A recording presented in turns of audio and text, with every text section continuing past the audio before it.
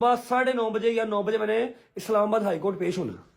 समझ गई? सच्ची जो मेरा आदत दिन 2 वेले मेरे पोती मुश्किल आसान कर मोरा जिंदगी च खुशियां दे आमीन। ऐ सब चीजें काले खुश हो तो निकलना दोबारा कभी आमीन सुम्मा आमीन। अच्छा जी, 1-2 दिन के कपड़े पैक कर लेते हैं और उसके बाद बिस्मिल्लाह पढ़ के अपनी बाइक को चुम्मी करते हैं, उसको अल्लाह हाफिज करते हैं अगले 1-2 दिन के लिए, और बॉयज को भी करते हैं और बिस्मिल्लाह पढ़ के मोटर में अपना सफर स्टार्ट करते हैं। आ जाओ चलो जी, पैकिंग डन।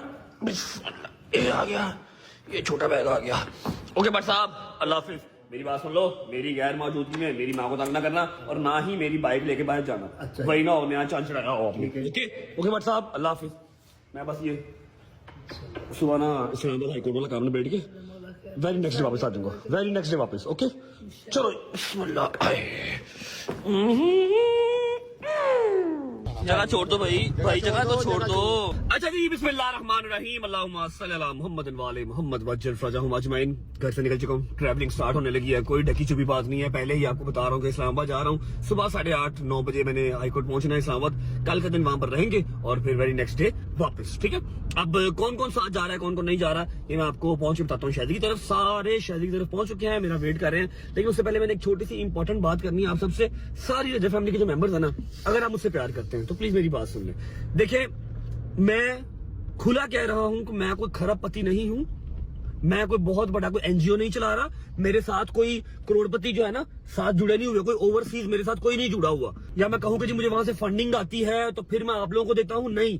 मुझे मेरे मौला की कसम, मुझे मेरी माँ की कसम, मैं एक एक रुपया अपना कमाया हुआ आप लोगों पे लगाता हूँ। जितना भी लगाता हूँ, रुपया लगाता हूँ, 10 लगाता हूँ, 1000 लगाता हूँ, जितनी मेरी औकात है मैं अपना कमाया हुआ पे लगाता हूँ। किसी का सदका खैरात मैं आप पे नहीं लगाता। ठीक है, ये मेरी अपनी खुशी होती है। मुझे ऐसा लगता है कि ये आप सबकी दुआएं ही हैं कि मैं लगा फिर रहा हूँ। ठीक है, इसमें किसी को कोई मिलावट नहीं है, कोई फंडिंग कहीं से नहीं आती, ना कभी किसी से मांगी है। ठीक है, अब 2-3 चीजें हैं जिसपे हमें जो है ना वो काम करना है। एक तो आप लोग आते हैं, दरवाजे पे आए, काशिफ होता है, काशिफ को अपना नंबर लिखवाएं। आपका जो भी काम है, स्कूल की फीस है, बच्चे किसी की दवाई है, किसी बुजुर्ग की दवाई है, या किसी बच्चे की शादी है, या घर का किराया है, आप लिखवाएं, अपना नंबर लिखवाएं और आप चले जाएं। क्राइटेरिया क्या है, किस तरह सारा काम चलता है कि हर पहली के पहली, मैं यहाँ पर पैसे नहीं बताऊंगा, लेकिन मैंने एक बजट रखा होता है कि मैंने इतने पैसे इस महीने करने हैं। ठीक है, और वो अच्छा खासा माशाल्लाह बजट होता है। मतलब कह लो कि पूरे साल की जो है ना वो तनख्वाह होगी हीटर की, उससे भी ज्यादा डबल ट्रिपल जो मैं एक महीने में निकालता हूँ। अब वो सारा सेग्रीगेट करना होता है। पिछले महीने 1500 घर आया था, 1500 घरों की रिक्वेस्टें थी। ठीक है, अब उसमें शादियां भी थी, उसमें रोटी भी थी, उसमें राशन भी था, उसमें स्कूल की फीसें भी थी, दवाइयां भी थी। अब मैंने सारा का सारा किसी एक को नहीं दे देना। ठीक है, मैंने उसको डिवाइड करना, यार इसको इसने 50,000 मांगा, इसको 25,000 भेज दो, इसने 1,00,000 मांगा, इसको 30,000 भेज दो, इसको 10,000 भेज दो। एंड पे आकर कुछ जो घर रह जाते हैं, जो मतलब थोड़े से जिनका गुजारा हो सकता है अगले महीने तक, वो फिर रह जाते हैं, उसको अगले महीने कंपनसेट कर लेते हैं।